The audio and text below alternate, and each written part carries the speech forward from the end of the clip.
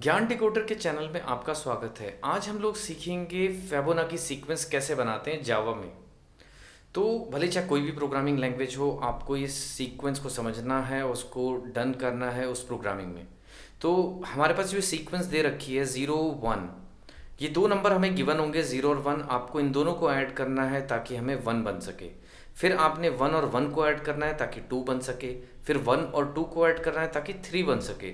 फिर 2 और 3 को ऐड करना है ताकि 5 बन सके। और 3 और 5 को ऐड करना है ताकि 8 बन सके। और 5 और 8 को करना है ताकि 13 बन सके, एंड सो ऑन। ऐसे ही चलता रहेगा।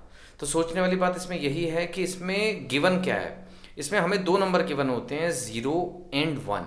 तो चलिए हम लोग अपनी इक्लिप्स IDE की तरफ मूव करते हैं और वहाँ सीखते हैं कि इस फिबोनाची सीक्वेंस को कैसे बनाएंगे जावा में। तो जैसे कि हम लोग अपनी इक्लिप्स IDE पे आ गए हैं, तो हम इस प्रोजेक्ट में काम कर रहे थे। इस पैकेज में चलते हैं, राइट क्लिक करते हैं, न्यू, एक क्लास जोड़ देते हैं इसके अंदर, फिबोनाची सीक्वेंस, और मेन बना बनाया रख लेते हैं, एंड फिनिश। तो हमें ये एरिया मिल गया है जहाँ पे हमने कोड को करना है। तो चलिए हम लोग थोड़ी सी फॉर्मेटिंग कर लेते हैं। ठीक है, हम लोग यहाँ पे आ गए। तो हमें एक्चुअल में गिवन क्या है, एक ए नाम का वेरिएबल ले लेते हैं जिसमें 0, और एक बी नाम का वेरिएबल ले लेते हैं जिसमें 1। तो देखिए हमें दो नंबर तो मिल गए। तो अब हमें करना क्या है, तो अब हम इसको प्रिंट कर लेते हैं, क्योंकि दो नंबर तो ऑलरेडी गिवन है। और मुझे करना क्या था, 0 and 1 1 + 1 2, 1 + 2 3, 2 + 3 5, and 5 + 3 8, and 13, and so on। Okay, तो इनिशियली मेरे पास ये दो नंबर गिवन है, ये दो 0 and 1। तो हम क्या करते हैं, इनको डायरेक्टली प्रिंट कर लेते हैं यहाँ पे।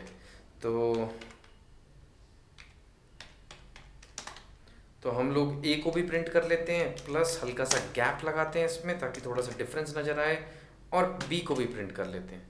तो एक बार देखते हैं इसको चला के, एग्जैक्टली 0 and 1 हमें प्रिंट हो चुका है। ठीक है, अब हमें करना क्या है, हमें ए और बी से क्या करना है, हमें ए को बी में ऐड करना है। और इससे हमें क्या मिलेगा, इससे हमें सी मिलेगा।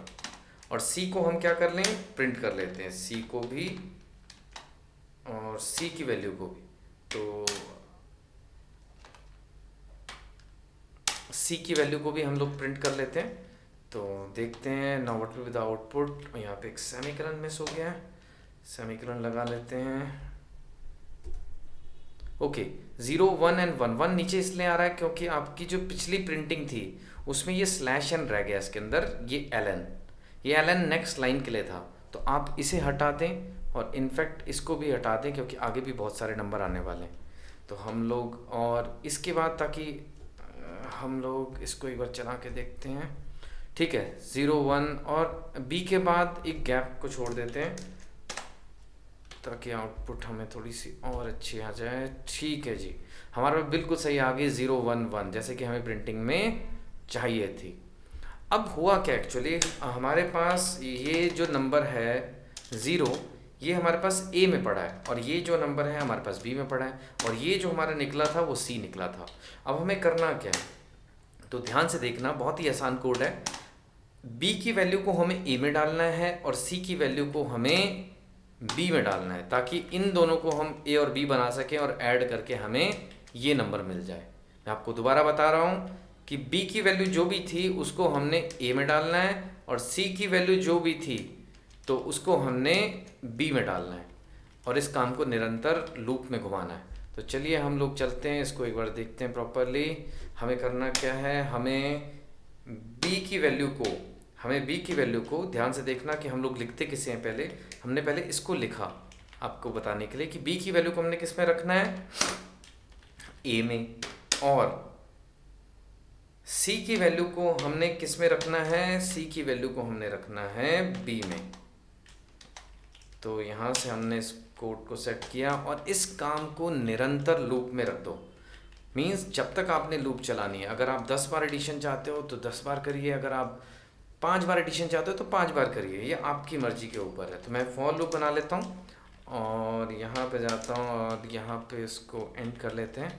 यहाँ पे now int i = 0, I less than, आप 10 टाइम्स चलाना चाहते हैं 10 टाइम्स करें, आई प्लस प्लस।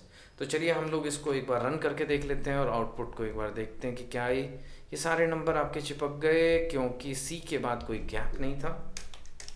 तो एक थोड़ा सा गैप यहाँ पे दे देते हैं और आउटपुट को एक बार ढंग से देखते हैं।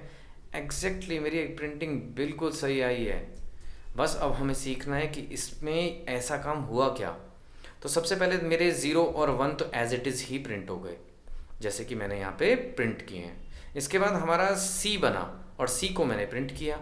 उसके बाद बी में जो कि आपके पास 1 पड़ा था, बी में आपके पास 1 पड़ा था, बी की वैल्यू को मैंने ए में रख दिया, ए 1 बन चुका है। और सी में 1 था तो सी की वैल्यू बी में आ गई, वो भी 1 बन गया। तो यानी जब ये लूप घूमा तो ए में भी 1 है, बी में भी 1 है, तो 1 + 1 2। तो मेरा 2 इस प्रकार से प्रिंट हुआ। अगली बार मेरे पास बी में क्या वैल्यू थी, बी में मेरे पास 1 थी जो कि मैंने ए में रखा ली, और सी में मेरे पास 2 आ गया था, सी में 2 था तो सी की वैल्यू हमने बी में रख ली।